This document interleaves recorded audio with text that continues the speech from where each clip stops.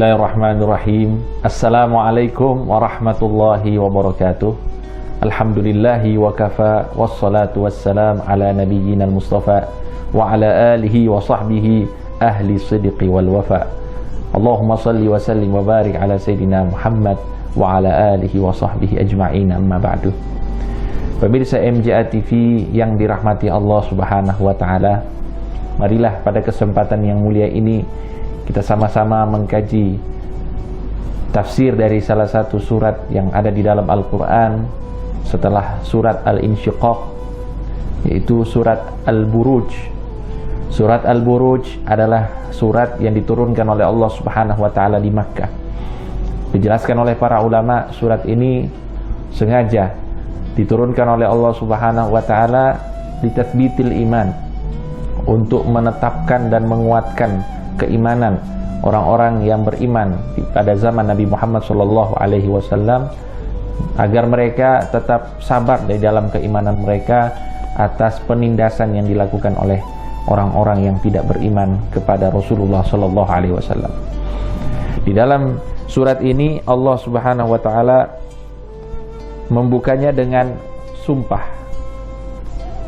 Allah Subhanahu wa taala berfirman, Bismillahirrahmanirrahim, was-samaa'i dzatil buruj. Demi langit yang memiliki buruj. Dikatakan buruj ialah bintang-bintang ataupun planet-planet. Ada juga yang menjelaskan bahwa yang dimaksud dengan buruj adalah lintasan-lintasan bintang dan planet. Kenapa dinamakan buruj? Buruj adalah sesuatu yang nampak, yang terlihat. Sehingga ketika kita memandang langit, pasti yang akan nampak oleh kita ialah bagaimana keadaan langit yang dihiasi oleh bintang-bintang dan planet-planet yang ada. Nah, itulah yang dimaksud dengan al-buruj. Al-buruj juga bisa berarti bangunan yang tinggi. Akan tetapi dalam konteks ayat ini yang dimaksud dengan buruj adalah bintang-bintang ataupun planet-planet yang ada di langit.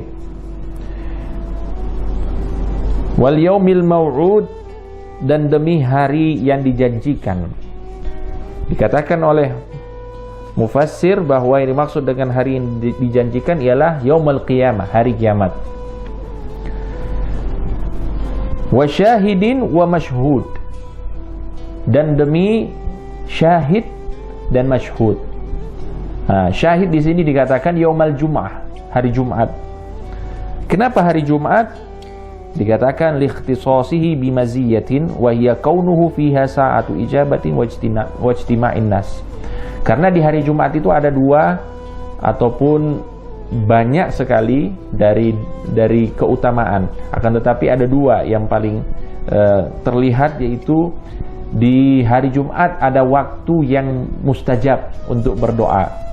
Kemudian yang kedua, hari Jumat itulah adalah hari berkumpulnya orang-orang Muslim untuk melaksanakan ibadah sholat Jumat. Sehingga hari Jumat itu menjadi saksi nanti di hadapan Allah Subhanahu wa taala.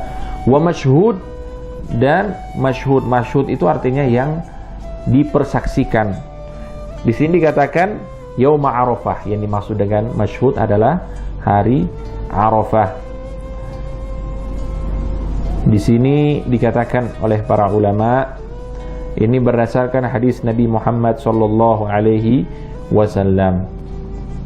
Ada juga yang mengatakan bahwa syahid di sini ialah amal ibadah kita. Masyhudnya itu adalah manusia, kita itu sendiri. Jadi nanti pada hari kiamat, pada hari yang dijanjikan tersebut, kita akan dipersaksikan oleh siapa? Oleh amal ibadah kita, oleh anggota tubuh kita. Tangan akan bicara, kaki akan bicara, semua anggota tubuh kita akan menjadi saksi pada kita atas apa yang telah kita lakukan di dunia ini. Ada juga yang mengatakan bahwa saksi di sini ialah umat Nabi Muhammad SAW terhadap umat-umat yang lain.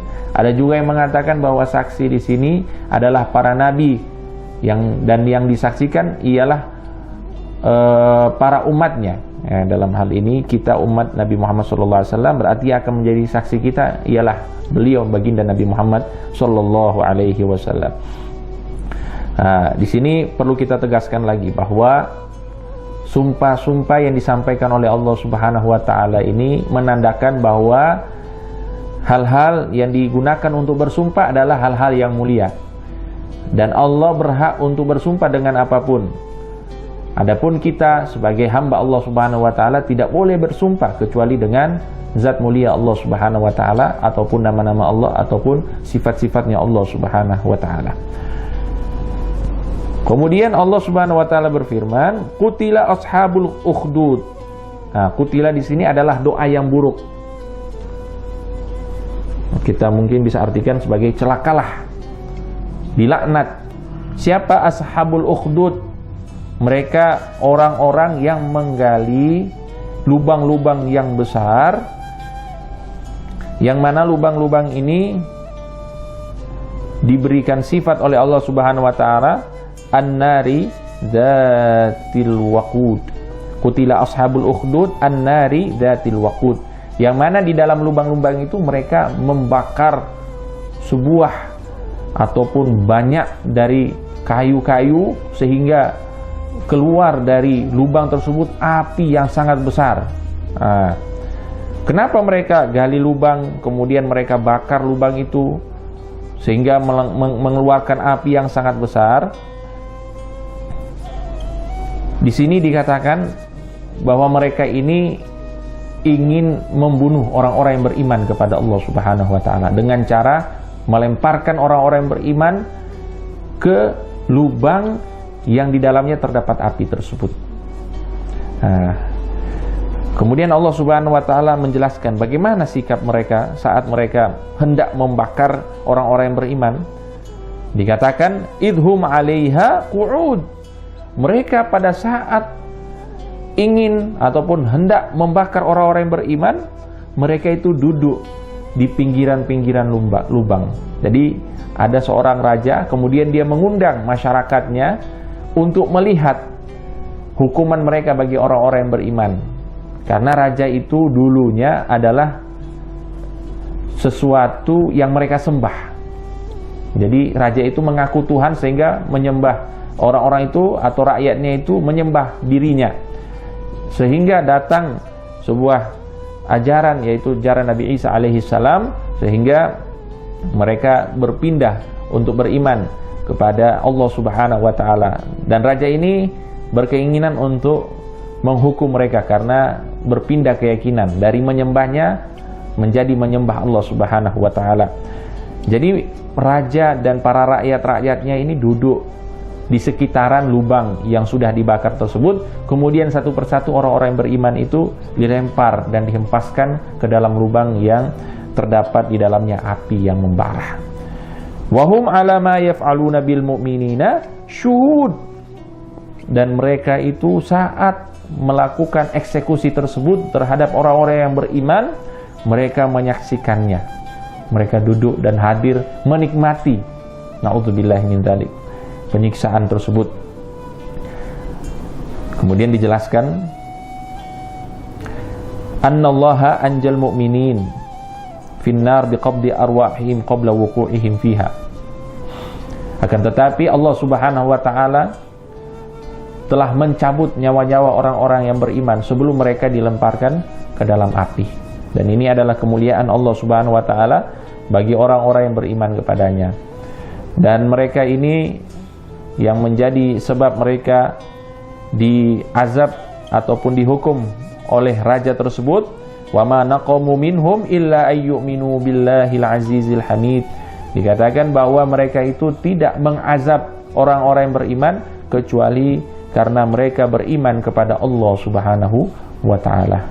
Mudah-mudahan manfaat apa yang disampaikan dari tafsir surat Al-Buruj ini. Sekian, wallahu ta'ala alam, sallallahu ala sayyidina Muhammad wa ala alihi wa sahbihi wasallam, walhamdulillahi rabbil alamin.